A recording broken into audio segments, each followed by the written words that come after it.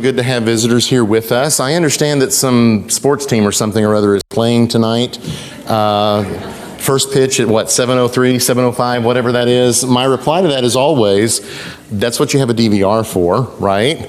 Or, as I told Jasmine over here, the last inning is the only one that matters in baseball anyways. That was clearly the case last night. I turned the TV on and watched it for a little while, and Arizona was up by 2, and there was like an inning and a half left, and it's 10 o'clock, and I said, I'm too old to stay up to watch the last inning and a half. I just went on to bed. I figured, well, I'll find out in the morning, and I did find out. Facebook was alive with it.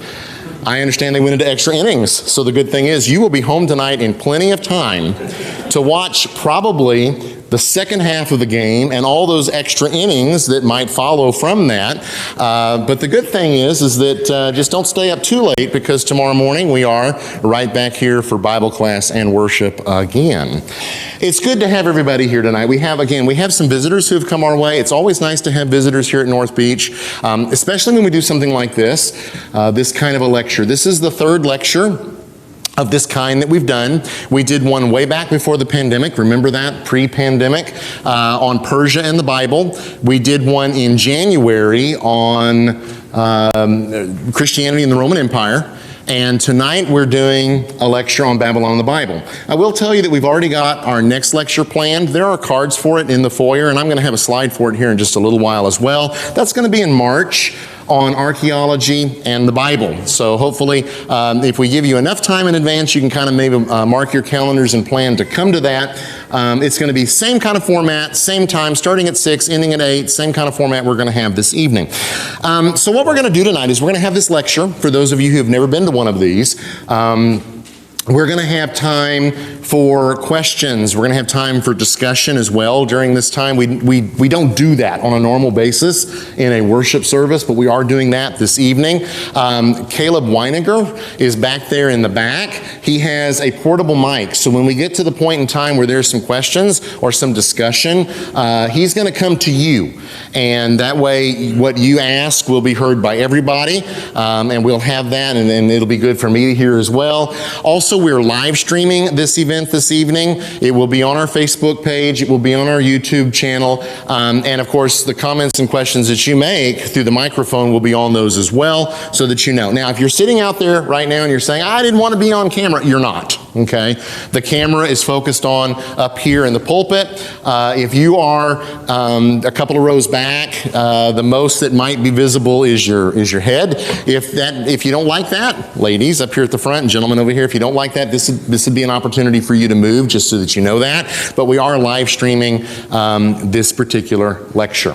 I will ask that we do questions and comments during set times, and I'll stop as we move through the lecture this evening for those questions and comments. And so if you have a question or a comment, and if you're like me, you'll forget it if you go a couple of slides down, just jot that down and write it down, because I think that helps us maintain the flow of the lecture if we do it in that way. But I do hope that you'll have some questions and comments at those times, because I like that kind of interaction with the audience. It's how I teach Bible classes. It's how I do lectures as well. So again, thank you all for being here this evening. Let's go ahead and dive right in. You've come this evening because the lecture is entitled Babylon and the Bible. And we're going to talk a lot about Babylon. We're going to talk a lot about the Bible in this evening's lecture. I saw some of you all come in and you had Bibles with you. That's great. You can follow along. I've got some biblical texts that I'm going to read in the course of this lecture as well. There's a lot of intersection between Babylon and the Bible, and I hope that this evening, if I've done my job correctly, hopefully this evening you will go away tonight with an appreciation of how important Babylon is in the Bible. But you know, we talk about Babylon, what do people think? When we talk about Babylon, maybe people think about something like that. In their mind, when they hear Babylon, maybe they think of a large tower. This particular painting is of the Tower of Babel, which of course no one knows exactly what that looked like. But it's a Renaissance European painting. And I'm not going to go into more details about that, but we get the imagery. Sometimes when we think about Babylon, we think about something like that. Maybe when we hear the word Babylon, we think about something like that. Maybe if we've studied the history of the city itself and maybe of one of its kings that we're going to talk about this evening, we might think about an image like that. I actually have that image in a frame in my office because my wife and I were able to see that lion in person, what would be now about 15 years ago in Berlin.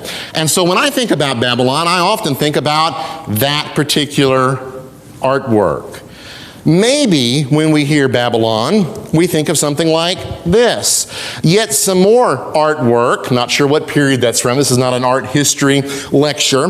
But in this particular image, we have this woman dressed in red, sitting on a dragon. And maybe when we think about Babylon, that's the image that comes to mind. That's imagery that comes from the book of Revelation. And so a lot of different folks are going to think about a lot of different things when they hear the name Babylon. I will tell you that there may be some people this evening that they hear the name Babylon and they might think of this sci-fi show that was popular, I don't know, about 20 years ago, Babylon 5. Maybe you've seen that. I never saw any of those episodes, but maybe that's what you think about when you hear the name Babylon. Well, this evening, we're not going to talk about the TV show, okay? Babylon 5, that's not going to figure into this lecture at all. But we're going to talk about some things that are going to bring to mind all three of those images that you've seen. Because although some of us may focus on the first image, some may focus on the second image, maybe many will focus on the third image, the reality is, when we talk about Babylon in the Bible, all of those images come to mind. That's how important Babylon is in the Bible. In fact, Babylon starts in the very beginning of the Bible. That first image that we saw is from an event in the book of Genesis. We're going to talk about that. And then that last image, the one that's still on the screen, that comes from the book of Revelation, which is the last book of the Bible. So it can be said that the idea of Babylon and what Babylon represents is something that carries through the entire course of the Bible. And so that's why we're talking about this evening, not just so that I can show you some pretty pictures.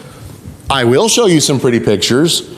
Not just so we can read some passages, we'll do that also, but so that we can hopefully gain a panoramic understanding of how important Babylon is in the Bible. So that's all by way of introduction. Let's go ahead and start off, and we're going to go back to the beginning. So if you'll take your Bibles, if you have one, otherwise I'm going to read this. If you do not have a Bible tonight, you do not need to feel left out at all. But if you have a Bible or a Bible on your phone, feel free to go ahead and read along with me. Otherwise, I'm going to read all of these texts myself. So the first one that we're going to look at is Genesis chapter 11. So the very first book of the Bible, Genesis chapter 11. And we're going to read together verses 1 through 9, and then we're just going to talk a little bit about what's going on in this passage. Now the whole earth had one language and the same words. And as people migrated from the east, they found a plain in the land of Shinar and settled there. And they said to one another, "Come, let us make bricks and burn them thoroughly." And they had brick for stone and bitumen for mortar. Then they said, "Come, let us build ourselves a city and a tower with its top in the heavens, and let us make a name for ourselves, lest we be dispersed over the face of the whole earth." And the Lord came down to see the city and the tower which the children of man had built. And the Lord said, "Behold, they are one people, and they have all one language. And this is only the beginning of what they will do, and nothing that they propose to do will now be impossible for them. Come, let us go down and there confuse their language, so that they may not understand one another's speech." So the Lord dispersed them from there over the face of all the earth, and they left off building the city. Therefore its name was called Babel, because there the Lord confused the language of all the earth, and from there the Lord dispersed them over the face of all the earth. This is probably one of the great stories, maybe the greatest, I wouldn't say maybe the greatest greatest story, but one of the greatest stories of the first half of Genesis. If we were to kind of poll people and ask them, what are some stories that you remember from Genesis? I think most people are going to talk about Adam and Eve and the serpent. That's probably going to be the first ones they think about because that imagery is very popular.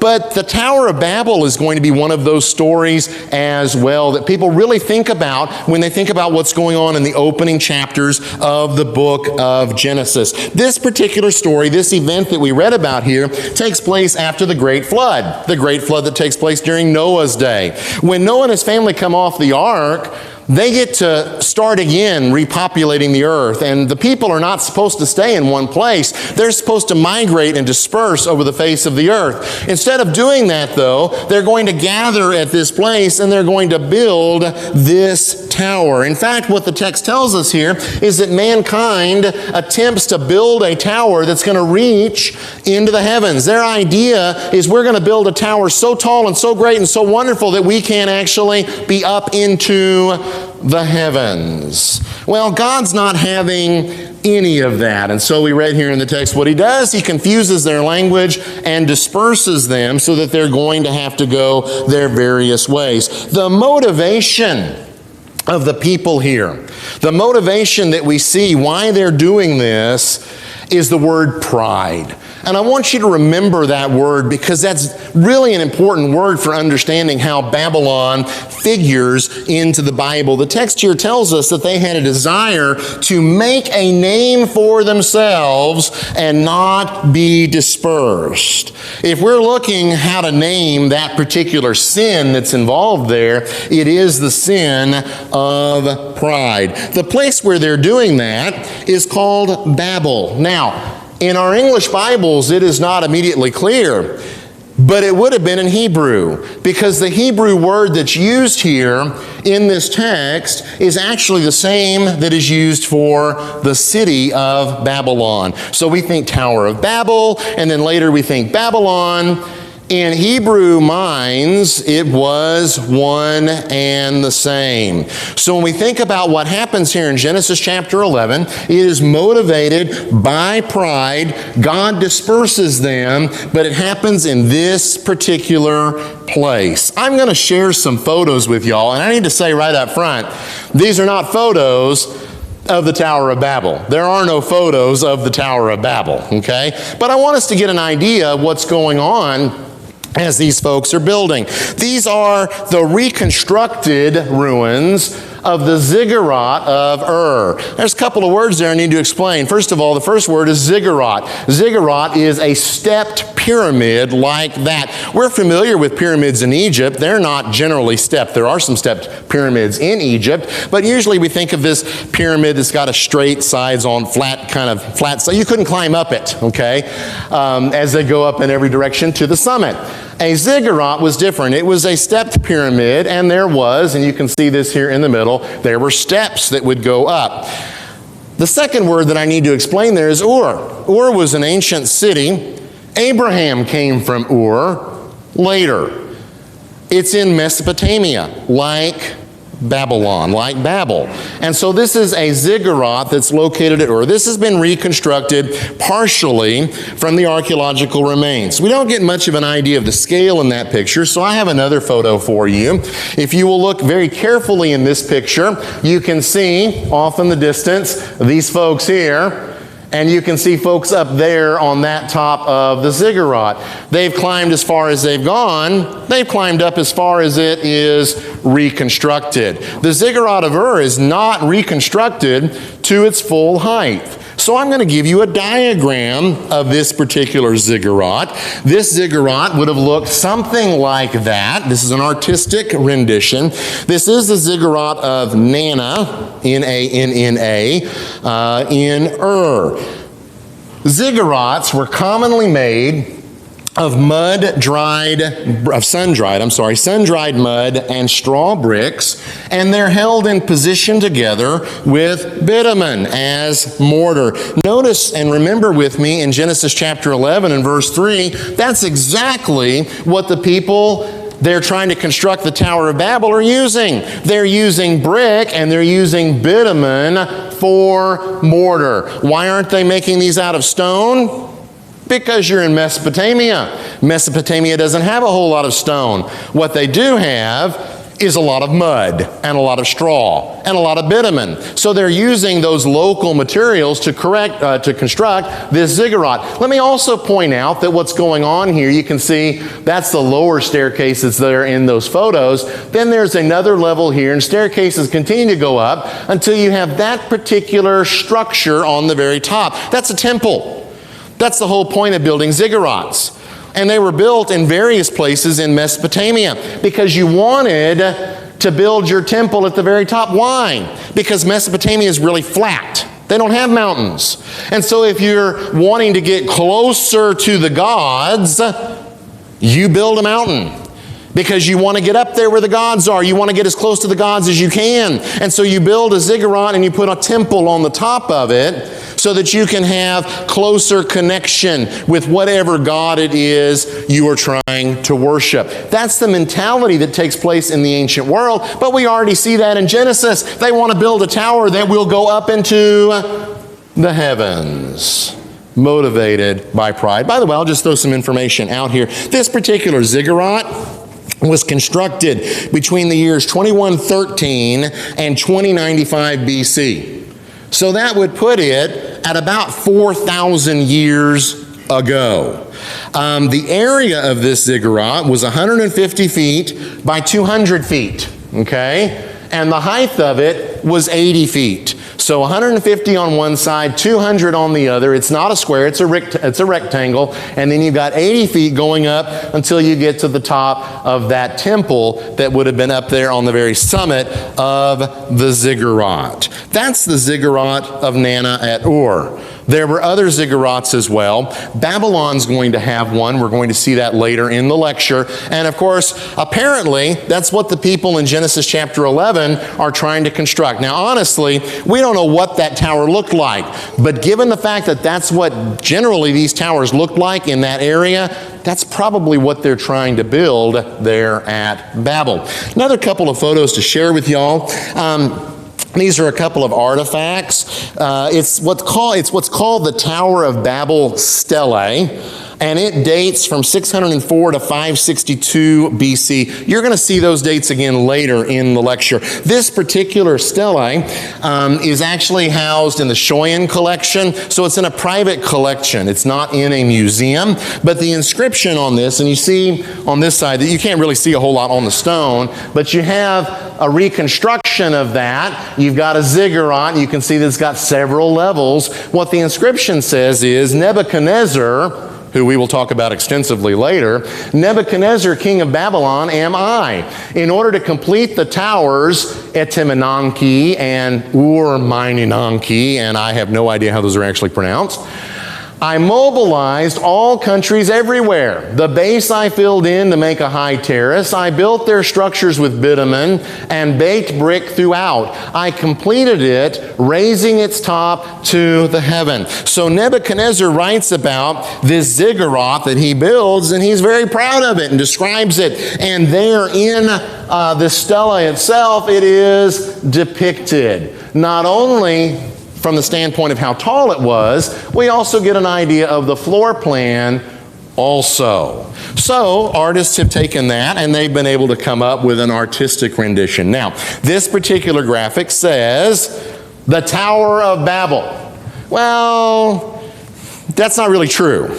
It's not the Tower of Babel, it's the tower that's described in that stele that existed in Babylon. And so there's some texts there that talk about that, but it gives us, this image gives us an idea based upon the stele, what it would have looked like. It is much steeper going up, and you see level 1, 2, 3, 4, 5, 6, 7, and I'm guessing that that 7th level is the temple. If not, the temple would have been on top of that.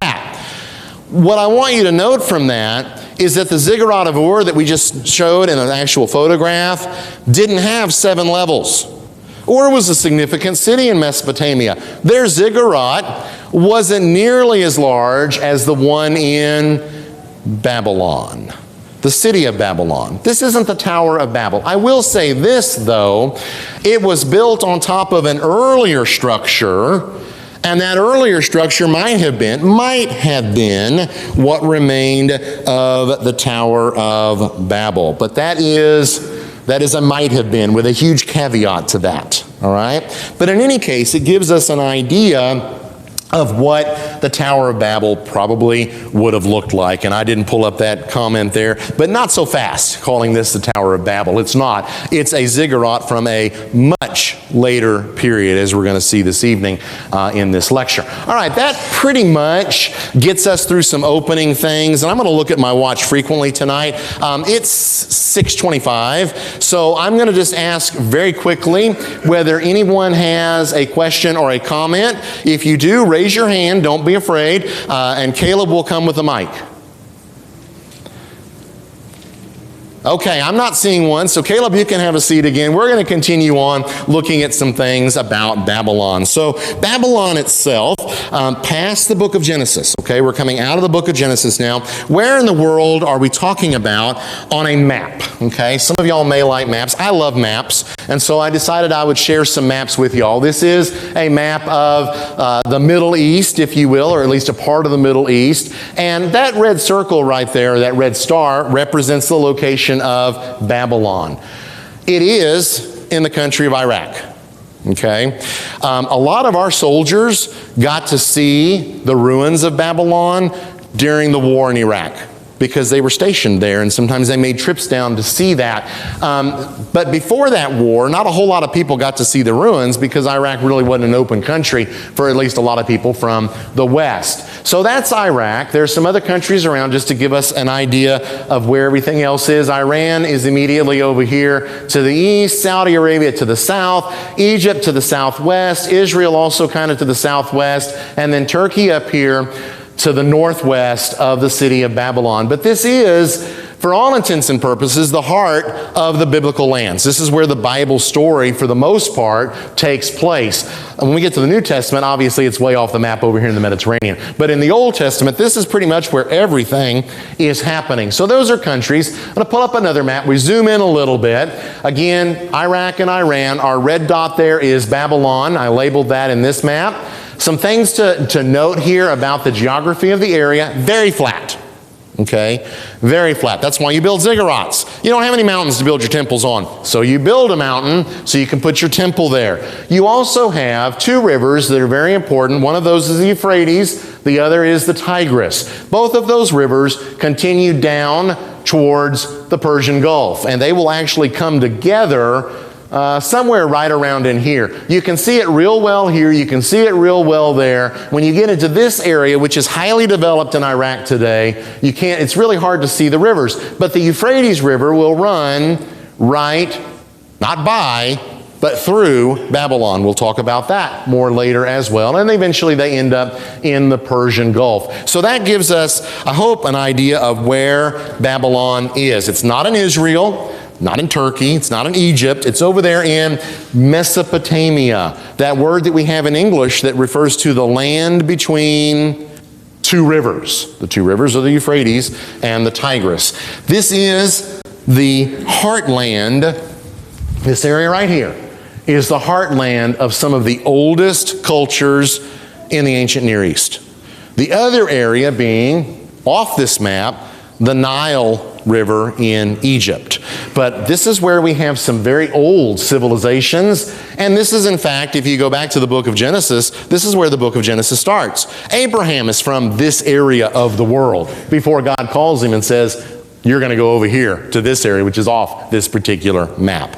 So, Babylon is right there. Just gives you an idea. By the way, that is an image from Google Earth Pro. It's an app that you can have on your computer, and you can zoom in on a lot of places in the world. It's very effective if you're trying to generate a map like this. Babylon itself, the site was occupied. The site of the city of Babylon was occupied from at least 2300 BC. At least 2300 BC.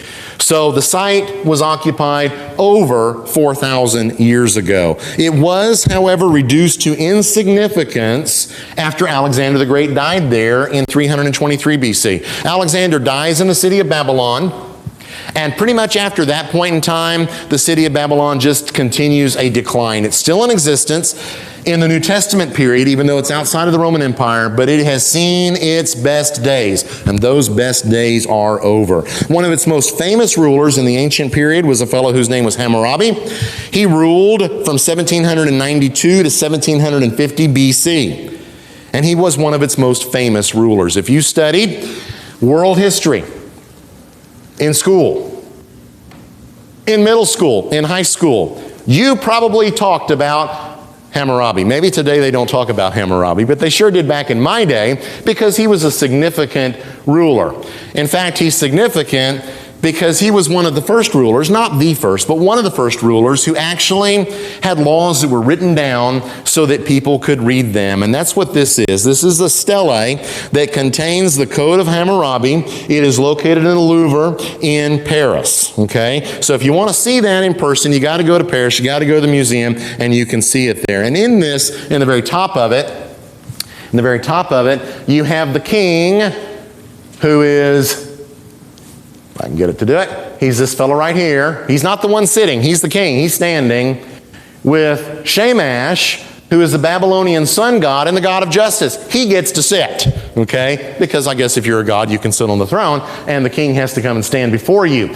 What you don't see very well, you'd have to get a lot closer to it, is that all of the rest of this contains the legal code. So it was written down. It was a law code that governed how people interacted with each other. So it talked about fines, and it talked about penalties, and it talked about punishments. But the point was, it was a written law. People could go and look at that and see what the law said. That's what Hammurabi is famous for. That's what ancient Babylon is famous for. As we look on at the city, these older Babylonian kingdoms, like Hammurabi's, do not figure importantly in any significant way into the flow of Bible history. We talk about Babylon in the Bible. We know that Abraham comes from this area, but his time there is not important. What's important from a biblical standpoint is what Abraham's going to do when God calls him out of that place. These older kingdoms just aren't terribly important from a biblical standpoint. The Babylon was the largest city in the world from 1770 to 1670 BC, and again between 612 and 320 BC. So if you were living in those periods and you wanted to see the largest city in the world, you'd have to go to Babylon. Its estimated greatest area was 2,200 acres. Now I know, coming from Dallas-Fort Worth, which is this huge metroplex that it takes over an hour to drive from one side to the other, 2,200 acres may not mean a whole lot to us. But it meant a whole lot in those days in terms of how large a city was. Most cities probably were around 10 to 50 acres.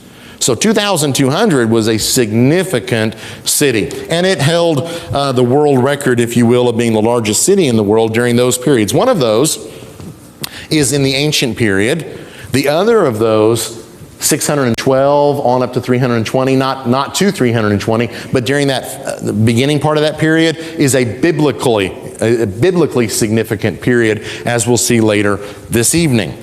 Looking at Babylon a little bit farther, I already mentioned this, Babylon straddled the Euphrates rivers. Remember that fact, because it will be the source of Babylon's downfall later. It straddles the Euphrates River. The Euphrates River runs right through the city.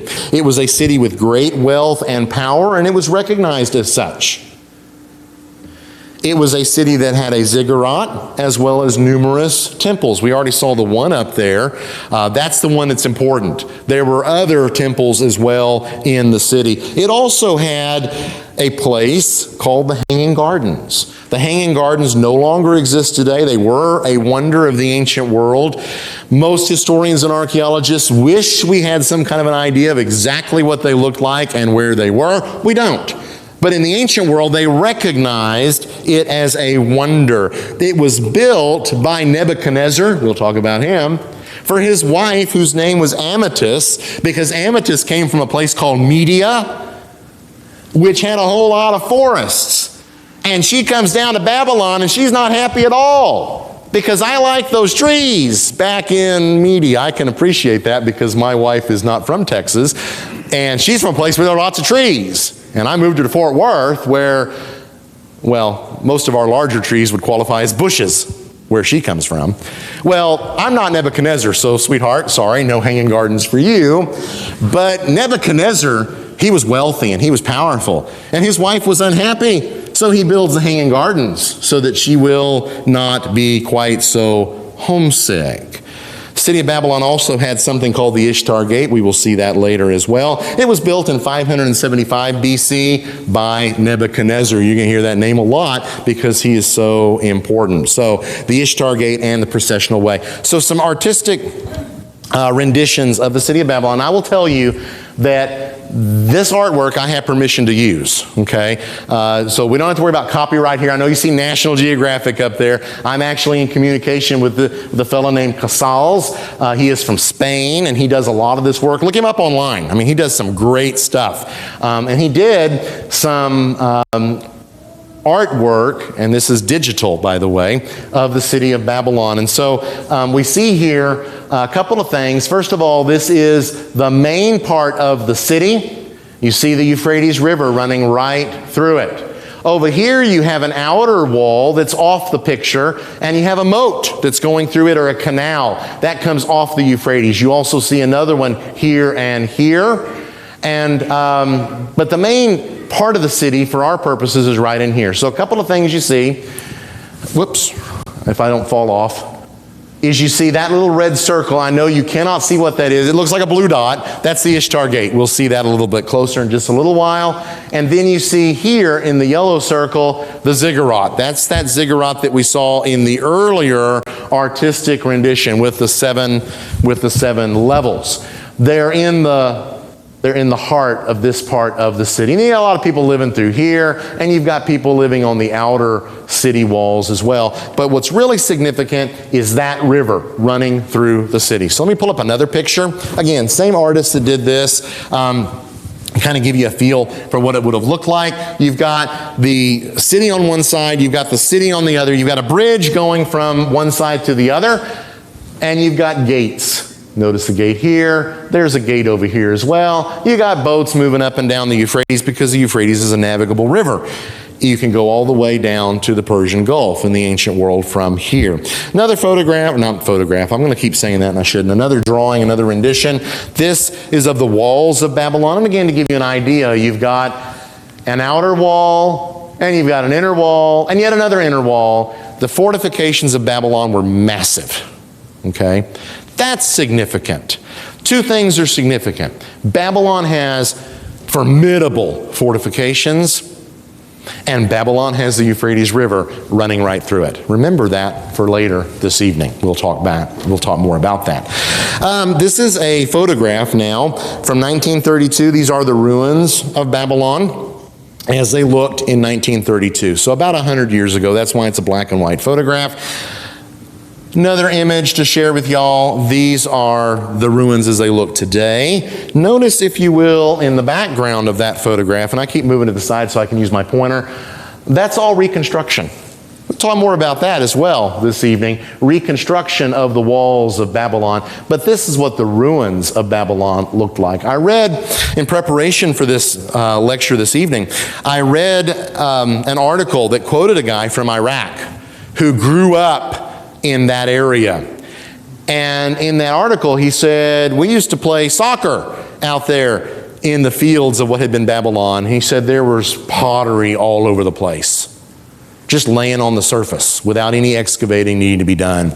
That's what Babylon looked like for a very long time. Just ruins until someone, who we'll talk about later, came along and decided to rebuild part of those ruins. All right, so we've talked a little bit about the city. We need to talk about what's called the Neo-Babylonian Empire. It's called the Neo-Babylonian Empire because it's the new Babylonian Empire. You have the old Babylonian Empire, that's Hammurabi and his fellows, his successors and his predecessors. The new Babylonian Empire is the one, or the Neo-Babylonian, is the one that really figures into Bible history. There is a power vacuum in the ancient Near East as Assyria's power wanes. And we don't have time this evening to talk about Assyria, but Assyria is important in a biblical context because it's Assyria that will carry away the northern kingdom of Israel. They're going to take them off into captivity. The Assyrians were brutal. I usually compare the Assyrians to ISIS. That's the kind of people they were. They were terrorists. They committed terrible acts against whatever nation they were conquering. Well, their empire begins to fade, it begins to wane, and as that's happening, there's a power vacuum. That's what happens when a world empire falls. Everybody around is looking and saying, well, who's going to pick up the pieces? Because someone's got to fill that vacuum. In the year 626 BC, a fellow whose name was Nabopolassar seizes the throne. He seizes the throne not of Assyria, he seizes the throne of Babylon down in southern Mesopotamia. He says, okay, there's a power vacuum here. This is my chance. He takes the throne and he founds what's called the New Babylonian Empire. In 612 BC, Nineveh, which is the capital city at that time of the Assyrian Empire, falls to a coalition of Babylonians, Medes, and Scythians.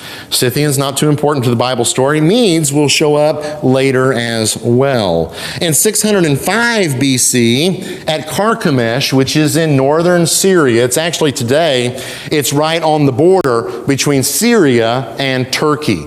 It's actually, the citadel is in Turkey. So if you see pictures of the citadel of Carchemish, it's got a nice Turkish flag on the top of it. The Turks want everybody to remember it belongs to them. But part of the city of Carchemish is also in Syria. So it's in that part of the ancient Near East. There is an important battle that's fought there. It's going to end the Assyrian Empire, and it really marks the beginning of the Babylonian Empire, because they're now going to be the ones that are calling the shots in the ancient Near East in the biblical world. That particular battle is so important that it doesn't matter if you're studying Bible history or not. If you're studying ancient history, you're going to study that particular battle. And so when that happens and the Babylonian Empire is able to establish itself, the world map looks like this. And I realize that's a little bit, I couldn't get that map to show up quite the way I wanted to. It looks a little bit better on a computer screen than it does here. But you have this pink area, that's the New Babylonian Empire. You have the Median Empire and this area down here, Persis, which is Persia, to their east.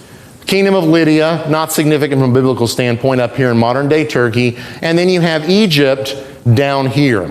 And so you've got the New Babylonian Empire kind of sandwiched between these two. But they're the ones that are controlling everything that's going on from Mesopotamia all the way, and this is significant, all the way down through what is today Israel, the biblical lands, if you will. The New Babylonian Empire is going to conquer the kingdom of Judah. They don't conquer the northern kingdom. The northern kingdom is already gone. They've been carried off into captivity, but they're going to conquer the southern kingdom.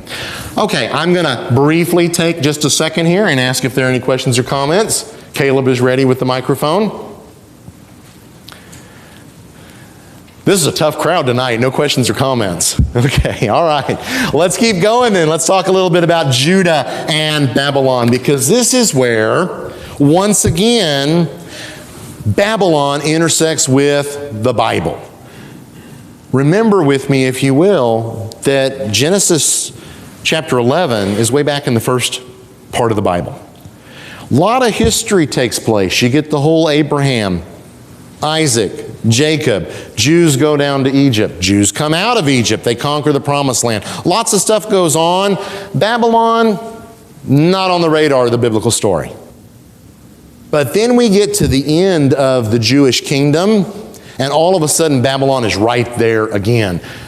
It's a very short-lived empire, but it's a very influential empire, because it is Babylon that is going to end the Jewish kingdom. We start off in 605 BC. In 605 BC, Judah falls under Babylonian control. And because of that, the Babylonians take the first group of captives from Judah over to Babylon. In 597 BC, yet another group of captives is taken. If you're a student of the Bible, that first group of captives is going to include a fellow whose name was Daniel. And Daniel had some friends whose names are Shadrach, Meshach, and Abednego. They're in that first group. That second group, 597 BC, there's another fellow that's pretty important in the Bible that's carted off in that year. His name was Ezekiel. Then we get 586 BC, where the Babylonians come again because the city of Jerusalem has rebelled. Only this time they don't take captives. They will after the city is destroyed, but they're not there just to take some prisoners. They're there to wipe out the city. And so if we kind of put this on a chart, let's look for a little while at the final kings of the kingdom of Judah. First of all, we have Josiah. If you're a student of the Bible, you know about Josiah. Josiah was a great king. He was a righteous king. Not all the kings of Judah were. He was. He reigns from 641 to 609 BC. But Josiah makes a mistake. His mistake is there are some things going on between the Egyptians and the Assyrians and the Babylonians. And Josiah says, I'm going to have to get myself involved in this. And he does. So he takes the army of Judah out to a place called Megiddo, and he's killed in battle. 609 BC. He dies. As a result of that, then, his son is put on the throne in 609 BC. His son, his name is Jehoahaz. There will not be a test on this, I promise. But Jehoahaz is made king by the people. Josiah's dead. Got to have a new king. Jehoahaz. He looks good. We'll make him king. He's made king by the people. But the Pharaoh of Egypt, who is still controlling this area, he says, no. Jehoahaz is not a good choice. So he removes him from the throne, takes him back to Egypt. All right, who's king now? We don't have Jehoahaz. He gets to reign a fat whopping 3 months. Okay, not very long at all. So then we have Jehoiakim. Jehoiakim begins to reign in 609 BC. He's going to reign to 598 BC. He's made king by that Pharaoh Necho. He's a vassal of Babylon, though, from 605 BC. Remember the Battle of Carchemish, 605 BC? The Babylonians win. And when they win, Egyptian influence in Judah is done. And so they come down, they sweep through Judah. Judah is now going to be under Babylonian control. And what? Got to make sure everything's working the way it's supposed to. So he's made king by Necho. Babylon says, well, we'll keep you on the throne.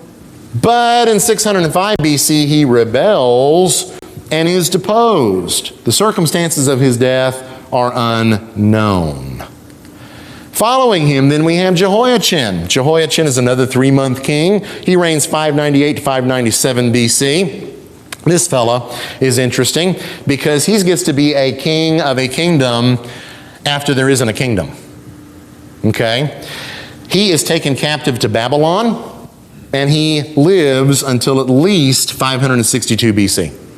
And then he disappears from the biblical record. Well, so we've got Jehoahaz, we got Jehoiakim, we got Jehoiachin. Finally, then, we have our last one, Zedekiah. Zedekiah is the last king of Judah. He reigns from 597 to 586. That's that significant date. That's the fall of Jerusalem. Let's look in our Bibles for just a moment at this particular passage that I'm going to pull up. 2 Kings chapter 24.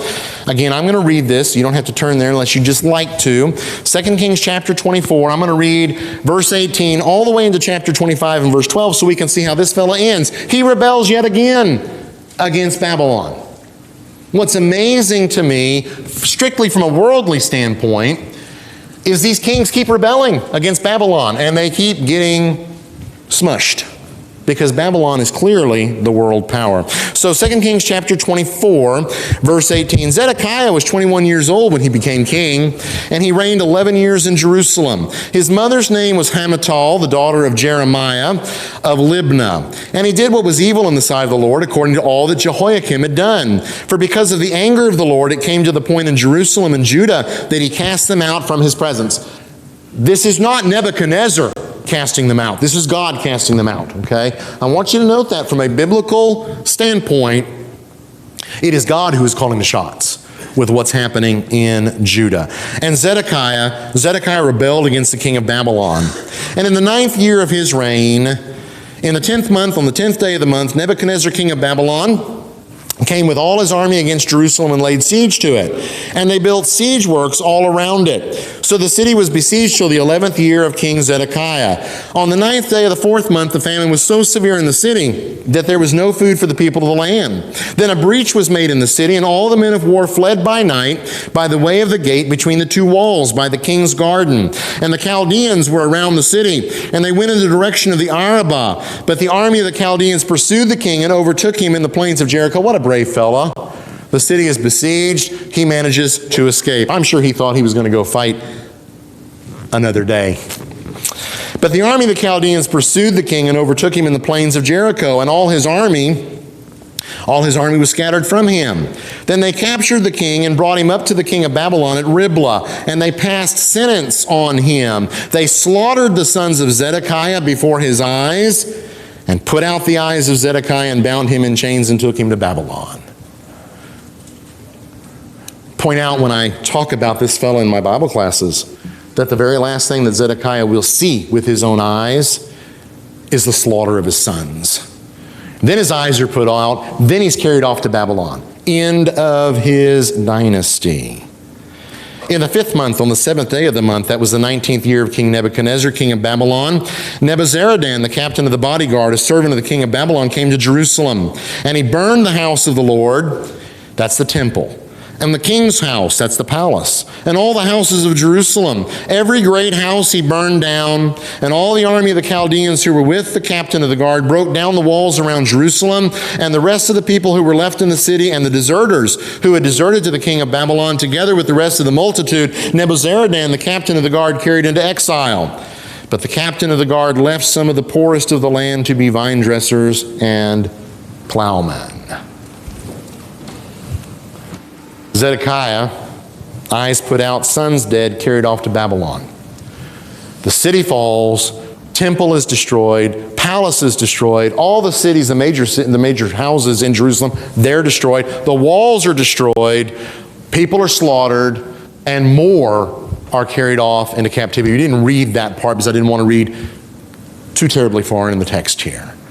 But it's the end of the city of Jerusalem. We get some interesting historical, archaeological intersection with all of this. We're going to talk about archaeology in the Bible in March. I'll talk about that in a little while. But just point out some things. This is what's called the Babylonian Chronicle. It is a fired clay tablet written in cuneiform. And I'm just going to read what's up there. There's a series of clay tablets known as the Babylonian Chronicles. They record the deeds of the kings of Babylon. This particular tablet that you see there chronicles years 605 to 594 BC and includes Nebuchadnezzar's first campaign against Jerusalem in 597 that is recorded in 2 Kings chapter 24 that we did not read this evening. So here we have a Babylonian historical record that tells us what we read about in the Bible as well. Tells us about Nebuchadnezzar coming up against the city in 597. That then brings us to the next important part that we need to talk about in this lecture this evening, and that is Nebuchadnezzar. I say Nebuchadnezzar II because that's technically what he's known as. I just call him Nebuchadnezzar, and the Bible just calls him Nebuchadnezzar. Nebuchadnezzar II.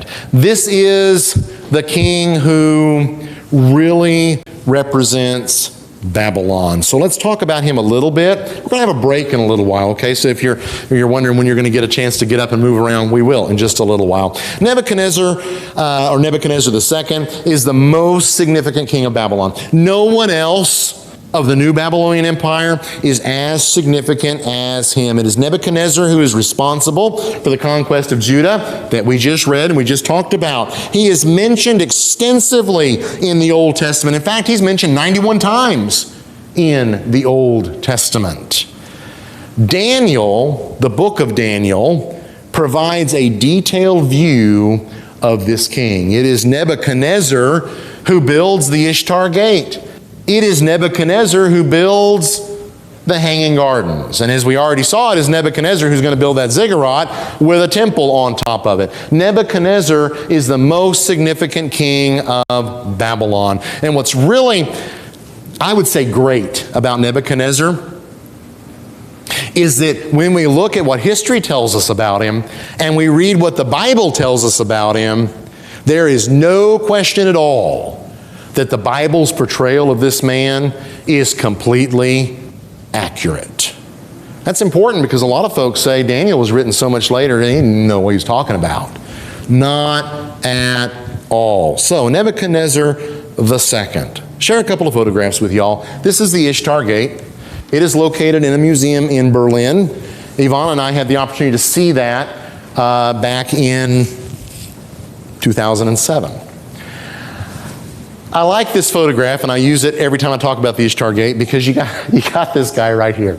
He is a security guard. He is making sure that nobody, paints on the Ishtar Gate. All right? The Germans excavate Babylon. They find the Ishtar Gate. And this was back in the unpolitically correct days of the past, where if you excavated, you got to take it home. So the Germans got to take it home.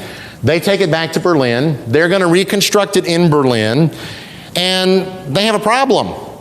The problem is the museum for the gate isn't tall enough for the gate. So what do? We're just going to shorten the gate. I say that because that's the Ishtar Gate shortened version. And notice how very insignificant he is in comparison to that gate. And I'm sitting here trying to think, as a modern man, why in the world do you need a gate that tall? Even a semi doesn't need a gate that tall. Might need a wider one, but not taller than that. In the ancient world, you got camels, you got horses, you got mules. Why in the world do you need a gate that tall? Why do you need a gate that tall? Why does Texas need the San Jacinto Memorial to be taller than the Washington Monument in Washington, D.C.? Look that up. It is true. Because we're Texans. Everything's bigger in Texas. So they build that monument up there in Washington, D.C. Our monument's got to be bigger. So we put a star on top of it that gets us taller than the one in Washington. Why do we do that? I hope somebody out there is saying the word pride, because that's correct. That's why we do that. It's about pride. Why does Nebuchadnezzar build something like that? Because he wants, we're going to see in a minute, it really is true, in his own words, he wants everybody to know exactly how great he is. That's pride. Going along with that photograph, we have that lion again. That's from the processional way, because it's not just the Ishtar Gate. You have a whole road that leads to it. And along that road, what do? You make all sorts of nice artwork. So you have lions, you have aurochs, those are ancient bulls. You have some dragons that are in stone in that processional way. You actually see them in the Ishtar Gate. You see the auroch there, you see the dragon there. Am I getting a lion? I'm not getting a lion in there. The lion's over here on the side. It's all a part of that gate, the Ishtar Gate. By the way, you want to see the Ishtar Gate? You can. Get your plane tickets to Berlin. I really think Southwest ought to start flying to Berlin. Nonstop from DFW. But here's the unfortunate thing. The museum in Berlin over the next 14 years is going to be undergoing renovation. Parts of it will be closed off and on during those 14 years. So if you want to go see the Ishtar Gate, I highly recommend before you buy your plane tickets to Berlin, make sure that that part of the gate, that part of the museum is going to be open before you get there. But you can go and see that. A whole lot of other neat things to see in that museum as well. The Ishtar Gate. Then we have an inscription. I always use that picture as well because there was this incredibly good-looking woman standing right in front of it. That would be my wife. She gets embarrassed every time I do that. She's embarrassed right now. I'm going to pay for it tonight. That's okay. As we have this inscription, hard to see in this picture, but that's what it is. It's in cuneiform, that ancient way of writing, that ancient alphabet. Not an alphabet, but an ancient system of writing. In that inscription. So now you can see a little bit closer up. You can see that it's all that wedges and all of that cuneiform. Well, this is Nebuchadnezzar's inscription. What does he say? He says, I, Nebuchadnezzar, laid the foundation of the gates down to the ground water level and had them built out of pure blue stone. Upon the walls in the inner room of the gate are bulls and dragons, and thus I magnificently adorned them with luxurious splendor for all mankind to behold in awe. So, if you're in the ancient world and you go to Babylon, and you walk through the Ishtar Gate, because I suspect that in the ancient world, everybody wanted to go through the Ishtar Gate if you're going to Babylon anyways, right? It's like going to Fort Worth, where you can go to the stockyards if you go to Fort Worth. Everybody goes to see the stockyards. So probably everybody in the ancient world is going to Babylon. They're going to go through the Ishtar Gate. And what? Wow, this is impressive. This is impressive. Look what. Who made this?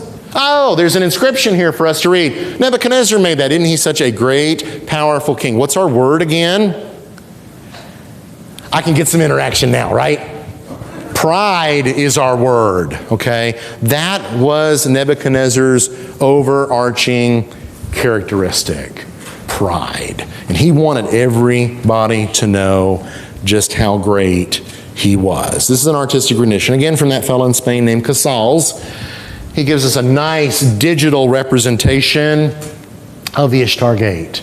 And you will notice that it is a double gate. What you see in Berlin, if I'm not mistaken, is this part right there, shortened.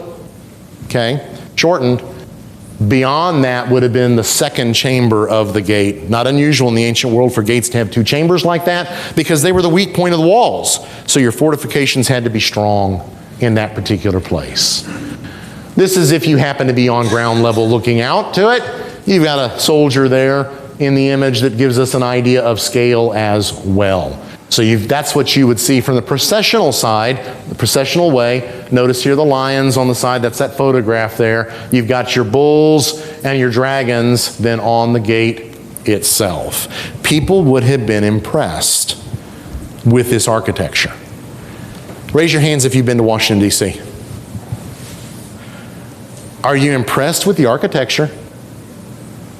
I saw the Lincoln Memorial when I was a kid. I don't remember it. My mom and dad took me to D.C. when I was probably about 10. I don't remember it. But then I took Anna there after 8th grade, and the first time I walked up those stairs to the Lincoln Memorial, and I walk in there and I see giant Lincoln on a throne, because that's how I would describe it. And the speeches that are on the walls, and they're in such large lettering that you don't need glasses to read it very much. That's impressive. And then you go to the Jefferson Memorial, pretty impressive. You go to the Washington Monument, pretty impressive. Monument after monument after monument. Why do we do that? To remember and immortalize our nation's heroes, but it's also to demonstrate our power and our wealth. Same reason why the Texans do what? Down there in San Jacinto, they put a star on top of the monument to make sure it's taller than that one up there in Washington, D.C. That's what Nebuchadnezzar's doing here in Babylon. Daniel talks a lot about Nebuchadnezzar. When that first group is taken off to Babylon, these are men who are from the nobility. Some of them are from the royal house. We don't know about Daniel. Was he just a noble, or was he from the royal house of Judah? The text doesn't tell us that. They are taken to eventually be trained to serve in the Babylonian civil service. In this text, we also have Shadrach, Meshach, and Abednego mentioned. They refuse to eat the king's food. Daniel himself is going to continue to serve until the Persian period. And I'm going to read Daniel chapter 1. This is a long chapter, so again, if you want to follow along in your Bibles, that's fine, but I am going to go ahead and read it out loud. Daniel chapter 1. Starting in the very first verse. In the 3rd year of the reign of Jehoiakim, king of Judah, Nebuchadnezzar, king of Babylon, came to Jerusalem and besieged it. And the Lord gave Jehoiakim, king of Judah, into his hand with some of the vessels of the house of God. And he brought them to the land of Shinar, to the house of his God, and placed the vessels in the treasury of his God. Then the king commanded Ashpenaz, his chief eunuch, to bring some of the people of Israel, both of the royal family and of the nobility, youths without blemish, of good appearance and skillful in all wisdom, endowed with knowledge, understanding, learning, and competent to stand in the king's palace, and to teach them the literature and language of the Chaldeans. Let me just stop for a second. When you're choosing these men, don't choose the ugly ones. I think I would have been safe. Choose the ones that are good looking, and they got to be smart too. They've got to be able to be educated. Okay? That's who you're going to be looking for. The guys that are good looking, the guys that are smart. Among these, verse 6, were Daniel, Hananiah, Mishael, and Azariah, the king of Judah. I can say without fear of doubt, from this little passage we've already read, Daniel, Shadrach, Meshach, and Abednego, those are their Hebrew names we just read here, were good-looking guys, all of them smart. What we're also going to see in the book of Daniel is that they are all faithful to God. And the chief of the eunuchs gave them names. Daniel he called Belteshazzar. Hananiah he called Shadrach. Mishael he called Meshach. And Azariah he called Abednego. You get new names if you're in a new kingdom. But Daniel, verse 8, Daniel resolved that he would not defile himself with the king's food or with the wine that he drank. Therefore he asked the chief of the eunuchs to allow him not to defile himself. And God gave Daniel favor and compassion in the sight of the chief of the eunuchs. The chief of the eunuchs said to Daniel, I fear my lord the king, who assigns your food and your drink. For why should he see that you are in worse condition than the youths who are of your own age? So you would endanger my head with the king. Then Daniel said to the steward, and the chief of the eunuchs had assigned over Daniel, Hananiah, Mishael, and Azariah, test your servants for 10 days. Let us be given vegetables to eat, water to drink. Then let our appearance and the appearance of the youths who eat the king's food be observed by you, and deal with your servants according to what you see. So he listened to them in this matter and tested them for 10 days. At the end of 10 days, it was seen that they were better in appearance and fatter in flesh than all the youths who ate the king's food. So the steward took away their food and the wine that they were to drink and gave them vegetables. As for these 4 youths, God gave them learning and skill in all literature and wisdom, and Daniel had understanding in all visions and dreams. At the end of the time, when the king had commanded that they should be brought in, the chief of the eunuchs brought them in before Nebuchadnezzar. The king spoke with them, and among all of them none was found like Daniel, Hananiah, Mishael, and Azariah. Therefore they stood before the king. And in every matter of wisdom and understanding about which the king inquired of them, he found them 10 times better than all the magicians and enchanters that were in all his kingdom. And Daniel was there until the first year of King Cyrus. Daniel, he's the central figure of the book of Daniel. He and his friends. And we see in the book of Daniel how they continue to serve the Babylonian kingdom and eventually the Persian kingdom. So in chapter 2, which we're not going to read this evening for the sake of time, but in chapter 2, Daniel interprets Nebuchadnezzar's dream. That makes Nebuchadnezzar happy because no one else could tell him what the dream was about. Then in chapter 3, we have the golden image, the 3. That would be Shadrach, Meshach, and Abednego. They refuse to worship and are delivered from the fiery furnace. That's in chapter 3. Chapter 4, we have Nebuchadnezzar's madness. He goes insane, briefly.